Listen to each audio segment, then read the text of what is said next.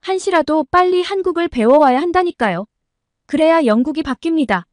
여기 영국의 교통부 공무원들이 모두 모인 자리, 한 여성이 목소리를 높여 한국을 벤치마킹해야 한다고 말하고 있습니다. 영국의 교통부에서 일을 한다는 이 여성은 BBC 뉴스에서 다뤄진 한국을 보고 놀라서 한달음에 한국으로 온 뒤 엄청난 충격을 받았다고 하는데요. 대체 무슨 일일까요? 오늘의 사연 시작합니다. 안녕하세요. 저는 영국 교통부에서 일하고 있는 사라 톰슨입니다.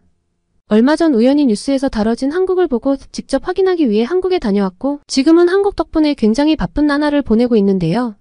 어느 정도 바쁜 일정들이 끝이 보여서 기억을 정리해볼 겸 메일을 보내봅니다. 저와 한국과의 인연은 정말 우연하게 시작되었습니다.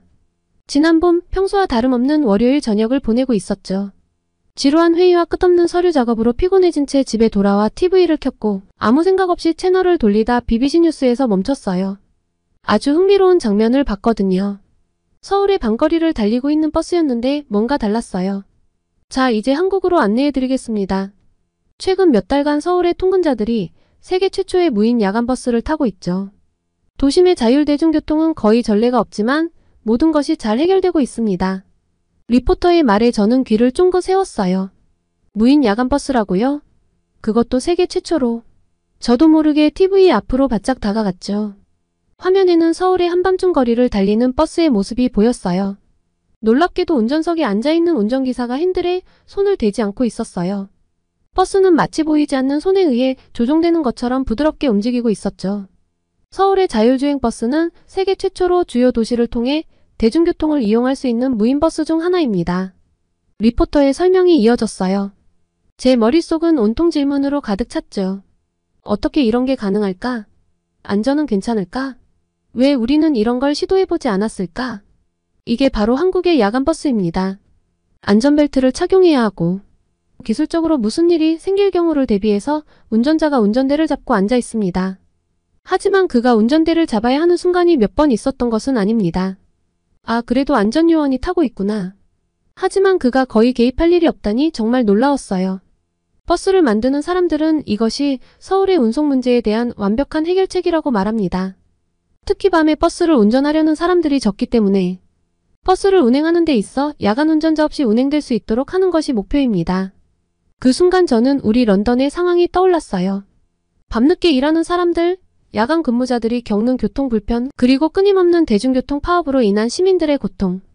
이 모든 문제를 해결할 수 있는 방법이 바로 눈앞에 있는 거였어요. 한국은 도로에 자율주행 차량을 허용하는 몇 안 되는 나라 중 하나이고 이미 기술 발전을 위해 수억 달러를 들였죠. 한국은 무인 대중교통이 제한된 상황에서만 작동하지만 이것이 도시를 더 효율적으로 만드는 인프라라면 상당한 비용을 투자해서 발전시키고 있다는 것을 볼 수 있죠. 수억 달러라니 정말 대단한 투자예요. 하지만 그만큼 가치 있는 일이라는 걸 느낄 수 있었어요. 우리 영국은 왜 이런 시도를 하지 않았을까? 스코틀랜드에서 자율주행 버스를 시범 운행한 적은 있지만 이렇게 대규모로 그것도 야간에 활용한다는 생각은 해보지 못했어요. 다큐멘터리가 끝나고 나서도 한동안 TV를 멍하니 바라보고 있었어요. 머릿속은 온통 서울의 자율주행 버스로 가득 찼죠. 우리도 할 수 있지 않을까? 아니, 우리도 해야 하지 않을까? 그날 밤 저는 결심했어요.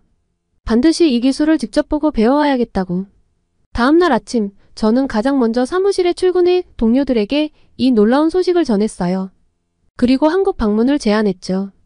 우리의 대중교통 시스템을 혁신할 수 있는 기회가 바로 서울에 있었으니까요. 다행히 승인을 받았고 BBC 서울 특파원인 닉 마시에게 협조도 구할 수 있었어요. 저는 꽤 빠르게 서울행 비행기에 올라탈 수 있었습니다. 동료들과 함께 공항에서 나오자마자 우리를 맞이한 건 깨끗하고 효율적인 대중교통 시스템이었습니다. 사실 한국에 와서 보니 다른 대중교통들도 너무 궁금해졌는데 우선 우리의 진짜 목적인 자율주행 야간 버스를 경험해보는 것이 최우선 목표라 일단 다른 건 미뤄두기로 했어요. 그리고 한국 도착 첫날 밤 BBC 특파원 닉과 우리는 드디어 그 유명한 자율주행 버스를 탈 수 있었어요. 버스에 올라타자마자 느껴지는 분위기가 런던과는 달랐어요. 깨끗하고 조용한 실내, 그리고 가장 큰 차이점은 운전석이었죠. 와, 정말 운전대를 잡고 있지 않네요. 제 동료 중 한 명이 흥분된 목소리로 말했어요. 정말이지 신기했어요. 운전석에 앉아있는 안전요원은 그저 모니터만 주시하고 있었고 버스는 제가 본 뉴스에서와 똑같이 마치 보이지 않는 손에 의해 조종되는 것처럼 부드럽게 움직이고 있었죠. 이게 바로 100만 달러짜리 기술이군요. 저도 모르게 중얼거렸어요. BBC 뉴스에서 들었던 그대로였어요. 이 버스 한 대에 들어간 기술이 무려 100만 달러라니 정말 대단한 투자였죠. 그리고 버스가 움직이는 동안 우리는 서울의 야경을 감상할 수 있었어요. 영국에 비해 너무나 반짝이는 밤거리였고 좋은 치안을 자랑하듯 다들 밤에도 별다른 경계 없이 아무렇지 않게 다니고 있었죠. 이 정도로 밤에도 유동인구가 많으니 이런 야간 버스가 꼭 필요했겠구나 싶었습니다. 그런데 정말 신기했어요. 도로 위에 다른 차량들, 보행자들, 심지어 좁은 골목길도 버스는 완벽하게 인식하고 대응했거든요. 런던에서는 상상도 할 수 없는 광경이에요. 제 동료 중 한 명이 말했어요. 정말 맞아요. 런던에서는 지금 이 시간에 버스를 타는 것 자체가 쉽지 않죠. 야간 버스는 있지만 배차 간격이 길고 종종 지연되곤 해요. 그리고 무엇보다 치안이 좋지 않아 밤에 돌아다니는 사람이 거의 없죠. 이렇게 대중교통이 잘 되어 있다면 부득이하게 밤에 돌아다녀야 하는 사람들도 편하게 버스로 왔다 갔다 할 수 있을 텐데. 생각만 해도 한숨이 나왔어요. 여기 승객들을 보세요. 전혀 불안해하지 않네요. 다른 동료가 말했어요. 정말이었어요. 승객들은 마치 평범한 버스를 타고 있는 것처럼 편안해 보였어요. 어떤 이는 책을 읽고 어떤 이는 스마트폰을 보며 또 어떤 이는 그저 창밖을 바라보고 있었죠.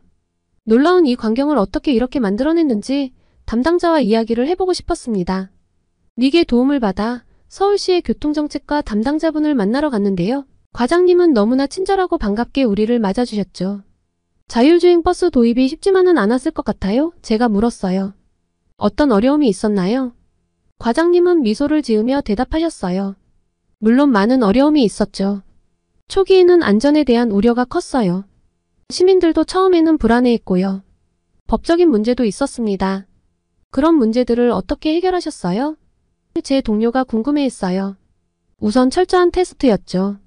수개월간 실제 도로에서 안전성을 검증했어요. 그리고 시민들과의 소통도 중요했습니다. 공청회를 열고 시범 운행 기간을 가져 시민들이 직접 체험할 수 있게 했죠. 과장님의 설명을 들으며 저는 깊은 인상을 받았어요. 이런 혁신적인 기술을 도입하는 데 있어 시민들과의 소통을 중요하게 여긴다는 점이 특히 인상 깊었죠. 의사결정 과정은 어땠나요? 이런 큰 변화를 결정하는데 시간이 오래 걸리지 않았나요? 제가 다시 물었어요. 과장님은 고개를 저으셨어요. 물론 신중하게 검토했지만 결정 자체는 빨랐어요. 우리는 빨리빨리 문화가 있거든요. 좋은 아이디어라고 판단되면 신속하게 실행에 옮기죠. 이 말을 듣고 저는 우리 영국의 모습이 떠올랐어요. 수많은 위원회와 보고서 끝없는 토론. 때론 그 과정에서 기회를 놓치기도 하죠. 투자 결정은 어떻게 이뤄졌나요? 100만 달러짜리 버스라면 상당한 예산이 필요했을 텐데요. 제 동료가 물었어요. 네, 큰 투자였죠. 하지만 우리는 이를 미래를 위한 필수 투자로 봤어요. 초기 비용은 크지만 장기적으로 보면 운영 비용 절감, 안전성 향상, 환경 개선 등 많은 이점이 있거든요. 정부와 기업이 협력해 투자를 진행했죠. 그 말을 듣고 저는 다시 한번 우리의 접근 방식과 한국의 접근 방식이 얼마나 다른지 실감했어요. 우리는 항상 당장의 비용을 걱정하며 주저하는 반면 한국은 미래를 내다보며 과감히 투자하고 있었죠. 이런 게 결국 양국의 격차를 만드는 요소 아닐까요? 시민들의 반응은 어떤가요? 제가 궁금해서 물었어요. 처음에는 우려의 목소리도 있었지만 지금은 대부분 긍정적이에요. 특히 야간 근로자들에게 큰 호응을 얻고 있죠. 안전하고 정시성이 보장되니까요. 또 젊은 세대들은 이런 첨단 기술을 자랑스러워해요. 한국의 기술력을 보여주는 상징이라고 생각하죠. 이어서 우리는 자율주행 버스의 관제센터를 견학했어요. 첨단 시스템으로 가득한 관제실을 보며 저는 또 한 번 놀랐어요. 이 정도 수준의 IT 인프라를 구축하는 것도 쉽지 않았을 것 같아요. 제가 말했어요. 맞아요. 하지만 우리나라는 IT 강국이에요. 세계 최고 수준의 통신 인프라를 갖추고 있죠. 5G 네트워크를 전국에 구축했고 이를 바탕으로 자율주행 기술도 빠르게 발전시킬 수 있었어요. 그 말을 듣고 보니 길거리 곳곳에서 보이는 무료 와이파이 존, 어디서나 빠른 인터넷 속도가 이해가 되더라고요. 서울시청을 나오면서 저는 깊은 생각에 잠겼어요. 우리가 얼마나 많은 것을 배워야 하는지, 그리고 어떻게 하면 이런 혁신을 우리나라에도 도입할 수 있을지 고민했죠. 그리고 한 가지 확실한 것은 우리도 변해야 한다는 거였어요. 더 빠르게, 더 과감하게, 그리고 미래를 바라보며 결정을 내려야 한다고 말이에요. 한국의 사례는 그 가능성을 보여주고 있었으니까요. 서울 방문 나흘째 우리는 더 많은 것을 보고 배우기로 했어요. 자율주행 버스만이 아니라 한국의 다른 혁신적인 정책들도 살펴보고 싶었거든요. 아침 일찍 저희는 로봇 택배를 직접 확인해보러 갔어요. 로봇 전문 스타트업이 만든 택배 로봇이고 상용화 직전이라는데 너무너무 궁금했습니다. 코로나 이후 비대면 배달 수요가 늘어나면서 시작된 프로젝트예요. 지금은 아파트 단지 내에서만 테스트했지만 곧 도로로도 나갈 예정이에요. 와, 정말 대단해요. 하지만 이런 로봇이 도로에서 다니면 위험하지 않을까요? 제가 걱정스럽게 물었어요. 연구원분은 웃으며 고개를 저었습니다. 물론 안전이 최우선이에요. 그래서 단계적으로 접근하고 있죠. 우선 보도에서만 운행하도록 할 거예요. 그리고 자율주행 버스와 마찬가지로 철저한 안전검증을 거칠 겁니다. 그리고 저희는 친절한 서울시와 국토부의 안내로 드론 택시도 확인해 볼 수 있었습니다. 여기서 무엇을 하는 건가요? 제 동료가 물었어요. 이곳은 우리의 드론 택시 시범 사업 장소예요. 연구원이 답했어요. 아직은 검증 중이지만 2025년 이후엔 서울 시내에서 드론 택시를 볼 수 있을 거예요. 2025년까지 시범 운행을 하고 단계별 검증을 거쳐 시범 운행을 할 거라는데 한국은 이렇게 상용화가 코앞이지만 우리는 이게 뭔지도 몰랐어요. 좀 부끄러웠죠. 이런 혁신적인 기술들을 어떻게 이렇게 빨리 도입할 수 있는 거죠? 제가 궁금해서 물었어요. 담당자분의 대답이 놀라웠습니다. 우리에겐 규제 샌드박스라는 제도가 있어요. 새로운 기술이나 서비스를 테스트할 수 있는 특별 구역을 만들어 규제를 유예하는 거죠. 이를 통해 빠르게 기술을 검증하고 상용화할 수 있어요. 규제 샌드박스라니 정말 흥미로운 개념이었어요. 우리 영국에서도 비슷한 시도를 한 적이 있지만 이렇게까지 광범위하게 적용하지는 않았죠. 그럼 안전은 어떻게 보장하나요? 제 동료가 물었어요. 물론 안전이 최우선이에요. 샌드박스 내에서도 기본적인 안전 규정은 지켜야 해요. 그리고 단계적으로 규제를 완화하면서 지속적으로 모니터링하죠. 문제가 생기면 언제든 중단할 수 있어요. 그 말을 듣고 보니 이런 접근 방식이 얼마나 현명한지 깨달았어요. 혁신을 장려하면서도 안전을 지키는 균형 잡힌 정책이었죠. 하루 종일 이런 혁신적인 프로젝트들을 둘러보면서 저는 계속해서 한 가지 질문을 되뇌었어요. 왜 우리는 이렇게 하지 못했을까? 영국에서도 물론 새로운 기술에 대한 연구와 투자가 이루어지고 있어요. 하지만 한국처럼 과감하게 그리고 빠르게 실행에 옮기지는 못했죠. 우리의 규제와 관료주의적 절차가 때로는 혁신의 걸림돌이 되고 있다는 생각이 들었어요. 호텔로 돌아오는 길에 저는 깊은 생각에 잠겼어요. 우리도 변해야 해요. 더 유연하게, 더 과감하게 새로운 기술을 받아들여야 해요. 물론 안전과 규제는 중요하지만 그것이 혁신을 가로막는 장벽이 되어서는 안 되겠죠. 한국의 사례는 우리에게 많은 것을 가르쳐주고 있어요. 기술의 발전 속도에 맞춰 정책과 규제도 변화해야 한다는 것, 그리고 때로는 과감한 결정이 필요하다는 것을 말이에요. 일주일간의 한국 방문을 마치고 영국으로 돌아오는 내내 비행기 안에서도 공항에서도 그리고 택시를 타고 집으로 돌아가는 매 순간마다 제 머릿속은 온통 서울에서 보고 배운 것들로 가득 찼어요. 그리고 짧은 휴식 후 출근을 하자마자 저는 곧바로 상사를 찾아갔습니다. 부장님, 정말 놀라운 경험을 했어요. 우리가 즉시 검토해야 할 사항들이 많아요. 부장님은 관심있게 제 이야기를 들어주셨어요. 자율주행 버스부터 배달 로봇, 드론 택시까지. 그리고 그 모든 것을 가능케 한 한국의 정책과 규제 시스템에 대해서도요. 흥미롭군요. 부장님이 말씀하셨어요. 하지만 우리나라와 한국은 많이 다르잖아요. 그들의 시스템을 그대로 도입하기는 어려울 거예요. 네, 맞아요. 제가 대답했어요. 하지만 우리가 배울 점은 분명히 있어요. 특히 그들의 규제 샌드박스 제도는 정말 인상적이었어요. 우리도 이런 방식으로 새로운 기술을 더 빠르게 테스트하고 도입할 수 있지 않을까요? 부장님은 잠시 생각에 잠기셨어요. 좋은 제안이에요. 이 내용을 자세히 정리해서 보고서로 만들어주세요. 교통부 중앙부서에 제출하도록 하죠. 저는 즉시 일에 착수했어요. 한국에서의 모든 경험과 배운 점들을 상세히 정리했죠. 자율주행 버스의 운영 방식, 시민들의 반응, 안전대책, 그리고 무엇보다 이를 가능케 한 정책적 배경들을 꼼꼼히 담았어요. 보고서를 완성하고 며칠 후 교통부 중앙부서에서 회의 소집 연락이 왔어요. 제 보고서를 바탕으로 한국의 사례를 심도 있게 검토하고 싶다는 거였죠. 회의실에 들어서자 여러 고위 관리들이 모여 있었어요. 저는 긴장된 마음으로 발표를 시작했습니다. 한국의 사례는 우리에게 많은 시사점을 줍니다. 특히 그들의 과감한 투자와 유연한 규제 정책은 주목할 만해요. 물론 우리나라 상황에 맞게 조정이 필요하겠지만 이를 통해 우리도 더 빠르게 혁신을 이룰 수 있을 거예요. 질문이 쏟아졌어요. 안전 문제는 어떻게 해결했는지, 시민들의 반응은 어땠는지, 비용 대비 효과는 어떤지 등등. 저는 제가 알게 된 모든 정보를 최선을 다해 설명했어요. 회의가 끝나고 교통부 장관님이 저를 부르셨어요. 인상적인 보고였어요, 사라. 우리도 이제 변화가 필요한 것 같아요. 한국 벤치마킹을 위한 TF팀을 꾸리고 싶은데 당신이 팀장을 맡아주었으면 합니다. 저는 깜짝 놀랐어요. 하지만 동시에 가슴이 뛰었죠. 네, 영광이에요. 최선을 다하겠습니다.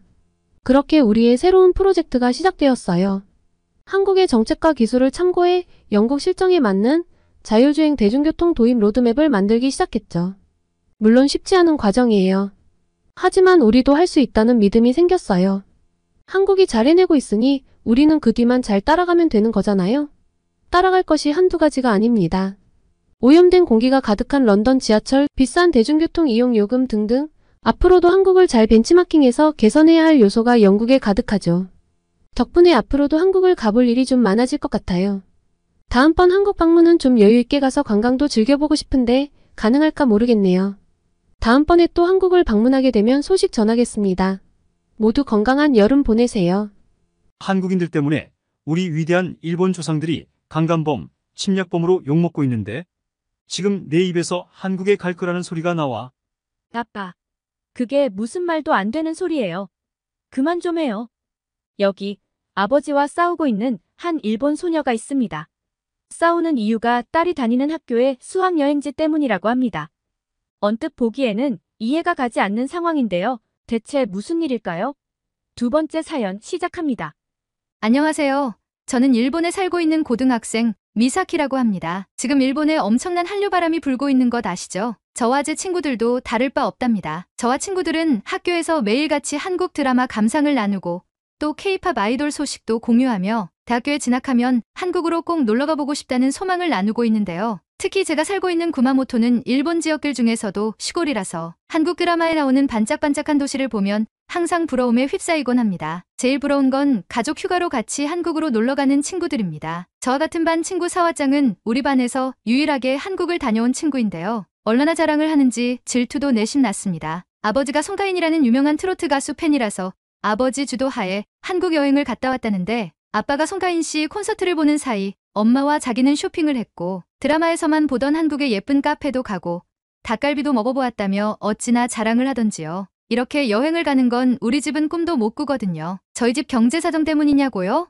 아닙니다. 부끄럽지만 우리 아빠는 가끔 한국 방송에도 출연한 사람입니다. 안 좋은 쪽으로요. 바로 한국인들이 입을 모아 욕을 하고 일본 안에서도 욕을 하는 혐한 우익입니다. 그래도 아빠는 저와 어머니께는 자상한 사람이고 일도 열심히 하셔서 제가 부족한 것 없이 자랐기 때문에 지금까지는 사이가 꽤 좋았는데요. 제가 한류에 빠지게 되면서 점점 아버지와 다투는 일이 잦아졌습니다. 제가 한국에 푹 빠지게 된 계기는 바로 BTS인데요. 그 중에서도 B씨를 정말 좋아합니다. 완벽한 얼굴과 놀라운 실력을 가진 최고의 가수라고 생각해요. 그리고 이를 계기로 한국의 다른 아이돌들을 알게 되었는데 일본의 자니스 아이돌들과는 비교도 안 될 만큼 멋진 외모, 장신의 키, 그리고 앵앵거림 없는 노래 실력에 미친 듯이 빠져들게 되었습니다. 한국 드라마는 또 얼마나 재밌던지요. 맨날 내용도 거기서 거기이고 연기력도 별로인 일본 드라마는 정말 이제 눈에 차지 않습니다. 저희 엄마도 동의하는 부분인데요. 아예 몰랐으면 모를까 한국 드라마를 알고 난 이후로는 유치한 일본 드라마는 더 이상 눈에 들어오지 않습니다. 그래서 언젠가부터인가 제 꿈은 한국에 꼭 한번 방문하는 것. 그리고 기회가 된다면 대학교도 한국으로 가고 싶다는 것인데요. 이런 저에게 너무나 좋은 기회가 찾아왔습니다. 바로 학교의 수학여행지가 한국으로 정해졌다고 하는 것 아니겠어요? 지난 2020년 1월 이후 3년 만에 이루어진 일본 학생들의 한국 수학여행이라 한국에서 취재 열기도 꽤 뜨거워 아마 관련한 소식을 본 한국분들도 꽤 있는 줄로 알고 있습니다. 저는 한국으로의 수학여행지 결정 소식을 듣자마자 같은 반 친구들과 함께 얼싸안고 눈물을 흘렸습니다. 제가 그토록 고대하던 한국행이라니 4박 5일이라 아주 길진 않지만 남산타워, 남대문시장, 명동, 롯데월드, 경복궁 등 제가 가보고 싶었던 중요한 곳들은 다 가볼 수 있는 일정이라 기대감으로 심장이 터져나갈 것 같았습니다. 문제는 저희 아빠였습니다. 학교 수학여행지가 한국으로 정해졌으니 이 통신문에 나온 수학여행비를 내야 해 라고 이야기하자마자 정말 난리가 난 겁니다. 학교에 한국인이 근무하냐부터 시작해서 어떻게 이렇게 거짓말을 일삼고 이기적이며 일본인을 심하게 차별하는 한국으로 학생들의 수학여행지를 결정할 수 있냐며 노발대발하셨습니다. 그리고는 학교에 항의 전화를 걸어 한국으로의 수학여행을 막아야겠다고 하셨죠. 세상에나 학교에 그런 민폐를 끼치면 저는 어떻게 얼굴을 들고 학교를 다닐까요? 학교에서 결정된 일인데 어떻게 변경을 하겠냐? 일정도 다 나왔다는 제 항변에 그럼 위험한 한국으로 너를 보낼 수 없으니 너라도 수학여행을 빠지라고 하더라고요. 한국인이 일본인에게 테러를 하면 어떻게 하냐며 절대로 네가 한국을 가는 건 허락을 못한다고요. 그때부터 눈물이 줄줄 나오기 시작했습니다. 한국에 대해서 제대로 알아보지도 않고 한국은 무조건 안 된다며 반대를 하는 아빠가 너무 미웠어요. 제가 한국에 푹 빠지면서 역사 문제에 대해서도 알아봤는데 학교에서 제대로 알려주지 않아 아주 깊게는 알 수 없지만 일본 두상들이 한국에게 독일 나치와 다를 바 없는 짓들을 했고 그건 사과해야 하는 것이 맞다고 생각했거든요. 왜 아빠는 제대로 알아볼 생각을 안 할까요? 이 문제로 저는 수학여행을 가기 전날까지 아빠와 무섭게 싸웠던 것 같습니다. 결국 제가 라인 메신저로 한국에서 무엇을 먹고 어떤 일들이 벌어지고 있는지 하나하나 보고한다는 조건으로 겨우 허락을 받았습니다. 그렇게 도착한 한국, 저희를 향해 쏟아진 카메라 플래시 세례와 잘 왔다는 인사만 있었을 뿐 아빠 말처럼 일본인이라고 꺼지라는 사람도 저희에게 계란을 던지는 사람도 없었습니다. 모두 친절하게 반겨주기만 했죠. 실시간으로 뜨는 뉴스를 계속 아빠에게 전송했는데 아빠는 묵묵부답이더군요. 저희는 던주에 가서 한옥마을 구경도 하고 한복도 입어보면서 기념사진도 찍어보았죠. 한국의 전통과 멋을 알기에는 너무나 좋은 곳이었습니다. 길거리에서 파는 여러 가지 음식도 먹어보았는데 겉보기에만 그럴듯하고 맛은 없는 일본의 음식들과는 차원이 다른 맛이었습니다. 구마모토현에도 새마을 식당 같은 한국 식당이 들어와 있는데 아버지가 하도 난리를 치는 통에 일본에 있는 한국 음식점을 가본 적이 없는 전 한국에 와서 진정한 맛을 깨닫게 된 기분이었죠. 더 놀라웠던 건 한국인들의 인심이었습니다. 시장 구경을 하러 갔는데 유난히 고소한 냄새가 나는 곳이 있어서 보니 김을 파는 곳이었는데요. 일본에서 한국김이 유명하다는 건 잘 아시죠? 일본에도 김이 있긴 있는데 한국 김과는 맛이 완전 다릅니다. 일본 김은 좀 두껍고 간장 맛이 나서 바삭하고 얇은 한국 김과는 맛이 완전 다르죠. 고소한 냄새에 이끌려 김 붓는 장면을 사진을 찍으니 아주머니께서 이리 와보라고 손짓을 하시는 게 아니겠어요? 제가 뭘 잘못한 줄 알고 벌벌 떨면서 가까이 갔는데 아주머니께서 굽던 김을 먹기 좋게 잘라 입에 넣어주시더라고요. 저뿐만 아니라 함께 있었던 친구들 모두요. 이걸 먹으면 돈을 내야 하나 싶어서 지갑을 꺼내니까 손사래를 치며 번역 앱으로 한국에 와서 맛있는 거 많이 먹고 잘 놀다 가라. 일본인들이 한국김 좋아한다니까 맛보고 가라고 그냥 준 것이라고 하시더라고요. 갑자기 눈물이 왈칵 차올랐습니다. 역사 문제에 있어서 피해자는 한국인이 저 같은 일본인이 밉게 보일 법도 한데 한국에 와서 잘 놀고 가라는 따뜻한 덕담을 해주시다니요. 그뿐만이 아니었습니다. 저희가 찾아간 한국 고등학교 학생들도 저희를 모두 격렬히 환영해 주었고 저희는 번역 앱과 서툰 한국어, 영어, 일어를 섞었으며 K-팝과 드라마, 이야기로 하나가 되었습니다. 역사 문제에 대해서도 서툴게 물어봤는데 한국 학생들은 일본이 명백하게 한국에게 잘못한 일이고 진심 어린 사과를 해야 하는 건 맞지만 한국에 온 너희들에게 나쁘게 굴 이유는 없다고 했습니다. 머리를 크게 한 대 맞은 느낌이었습니다. 아빠는 우물안 개구리처럼 자기가 보고 싶은 것만 보고 듣고 싶은 것만 듣고 있는 사람이었죠. 정작 한국인들은 더 넓은 아령으로 일본인을 감싸 안고 참을성 있게 한국의 사과를 기다리고 있었는데 말이죠. 이런 한국인들을 비난하다니 아빠에게 이런 일이 있었다고 장문의 라인 메시지를 보냈는데 읽기만 하고 답변이 도통 없더라고요. 한국까지 와서 기분 상한 채로 돌아다니는 건 시간 낭비기에 일단 무시하고 저는 열심히 한국을 즐겼습니다. 제가 정말 감탄했던 건 전주가 서울에서 멀리 떨어진 곳이라는 점인데요. 구마모토현에 혹시 와 보신 한국분들이라면 알 겁니다. 좋게 말해 자연이 좋은 시골이고 나쁘게 말하면 촌구석이죠. 그런데도 전주가 이 정도 인프라이면 서울은 어느 정도일지 드라마에서 본 것보다 더 반짝거리고 멋지지 않을까 싶었죠. 서울로 이동하며 두근댔던 가슴은 도착하자마자 크게 부풀어 오른 느낌이었습니다. 드라마에서 보던 서울보다 진짜 서울은 훨씬 휘황찬란하고 멋졌으니까요. 처음으로 깜짝 놀랐던 건 지하철이었는데요. 구마모토는 노면 전차가 다니는 곳입니다. 100년째 운영하고 있기 때문에 가까이서 보면 곧 부서지는 거 아니야? 라는 생각이 들 정도죠. 그리고 자동차 신호와 함께 다니기 때문에 자동차가 멈추면 같이 멈추고 달리면 같이 달립니다. 별반 빠를 것도 없고 좋을 것도 없는데요. 그나마도 이걸 이용하려면 지폐를 잔돈 교환기에서 잔돈으로 바꿔 딱 맞게 요금통에 넣어야 합니다. 웃긴 건 요금통과 잔돈 교환기가 붙어 있어 딴 생각을 하다가 잔돈 교환기에 넣을 돈을 요금통에 넣게 되면 다시 돈을 찾을 방법이 없죠. 도쿄 지하철은 좋지 않냐고 할 수 있는데요. 저도 가끔 길을 잃어버린 적이 있을 만큼 굉장히 복잡합니다. 환승을 하려다가 지하철을 반대로 타거나 환승역을 놓치는 건 예사실이죠. 부끄럽지만 일본인인 저도 도쿄에 갔다가 길을 헤맨 적이 한두 번이 아닙니다. 그런데 한국 지하철은 깔끔하고 큰 역사 안에 환승 표시가 잘 되어 있고 지하철 역무원분들에게 안내를 부탁하면 정말 친절하게 도와주셨습니다. 일본에서 이런 친절을 기대하기는 어려운데 한국인의 이런 친절과 배려심은 꼭 배워가야겠다는 생각을 했죠. 저희 환상적인 수학여행은 롯데월드가 정점이었는데요. 일본의 놀이동산을 한국 사람들도 꽤 많이 오고 있는 것으로 알고 있지만 심심한 놀이기구가 많습니다. 그런데 한국은 놀이기구의 스케일과 스릴이 엄청나 즐기기 너무너무 좋았습니다. 일본에서는 한국 교복을 입고 사진 찍는 것이 유행인데 친구들과 염원하던 한국 교복을 입고 사진을 찍어서 소원 성취도 했고요. 놀라운 건 한국인들의 세련됨이었는데요. 저는 일본 여성치고 키가 좀 큰 편입니다. 일본에서는 놀이기구에서 줄을 서 있을 때 뒤를 돌아보면 저보다 키 큰 남자를 찾기 어렵습니다. 그런데 한국 남자들은 키도 크고 하나같이 세련된 옷차림에 좋은 피부를 자랑하고 있었습니다. 한국 드라마 속 배우들이 진짜였구나 하는 생각에 저는 다시 한번 한국으로의 유학을 다짐하게 되었습니다. 저의 이런 환상적인 수학여행 체험기는 하나도 빠짐없이 낱낱이 아빠에게 보냈는데 도통 말이 없으셨습니다. 제가 한국에서 욕을 먹거나 테러를 당하는 것 아니냐고 난리치던 아빠는 어디 가고 왜 한 번도 안부를 묻지 않는지 이쯤 되니까 걱정이 되더라고요. 수학여행 마지막 날 밤 아빠에게 전화를 걸었더니 아빠가 착가앉은 목소리로 일단 와서 이야기하자고 하더라고요. 집에 무슨 일이 있나 싶었는데 어차피 내일 집으로 가니 가서 들어보자는 생각으로 귀국을 했죠. 한국 김과 한국 화장품 그리고 예쁜 옷들과 BTS 굿즈까지 한가득 쇼핑한 것들을 끌어안고 집으로 가면서 내심 걱정이 되었습니다. 분명 이걸 보면 아빠가 한국에 돈을 주고 왔냐며 내가 힘들게 번 돈을 한국에 썼다고 노발대발할 텐데 하는 생각이 불쑥 들었죠. 천국에 있다가 지옥으로 툭 떨어진 느낌이었습니다. 조심조심 집으로 들어간 순간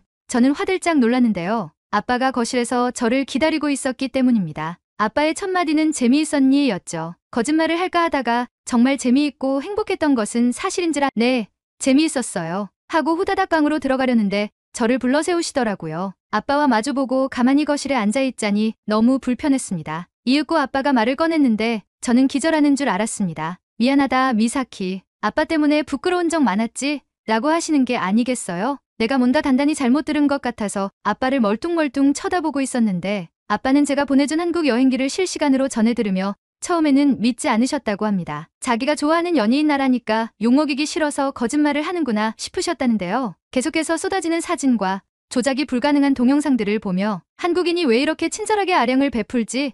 란 생각을 계속했다고 하시더라고요. 이제껏 머릿속에서 그려낸 한국의 모습과는 전혀 다른 모습에 혼란이 와서 아버지께서는 매번 사용하는 사이트가 아니라 다른 사이트에서 한국과 일본의 과거사에 대해서 찾아봤다고 하시더라고요. 그리고서는 엄청난 쇼크를 받았다고 하셨습니다. 알고 있던 것과는 정반대의 이야기를 하고 있었으니까요. 나를 꼴딱 세면서 계속해서 자료를 찾아보시고는 내가 알고 있던 건 모조리 다 거짓이었고 일본 입장에서 조작된 이야기라는 것을 깨달았다고 하셨죠. 제가 어설프게나마 공부해서 전달했던 역사 이야기가 거짓이 아니라는 것도 이제 아셨고요. 그래서 그동안 혐한 우익으로 활동해왔던 세월이 부끄러워지셨고 또 그런 아빠를 둔 제가 얼마나 마음고생을 했을지 미안하다고 하셨습니다. 아빠 허리에 벼락이라도 맞은 걸까요? 아니면 무슨 약을 드셨나? 이렇게 갑자기 변해버린 아빠의 모습이 너무 생소했는데 아빠는 말씀하시더라고요. 늘 접하는 정보만 접해서 그렇다고 너에게 생생한 한국의 모습을 전달받지 못했으면 이런 깨달음은 없었을 것이라고요. 어안이 벙벙했습니다. 솔직히 꿈인 줄 알았어요. 지난 몇 년간 아빠와 싸워왔는데 이번 수학여행으로 이렇게 아빠의 사고방식이 바뀌다니요. 기쁘고 또 한편으로는 정말 다행이라는 생각입니다. 저는 이제 본격적으로 피치를 올려 한국어 공부를 시작합니다. 아빠와도 역사 공부를 짬내어하며 한국에 대해서도 제대로 더 알아보고 싶고요. 아빠가 어디까지 변할지는 모르겠지만 바뀌기로 마음먹으셨다니 우선 저도 최대한 아빠를 응원하고 싶어요. 공부를 하며 한국어에 능통하게 되면 한국 유학도 꿈꿔볼 수 있겠죠?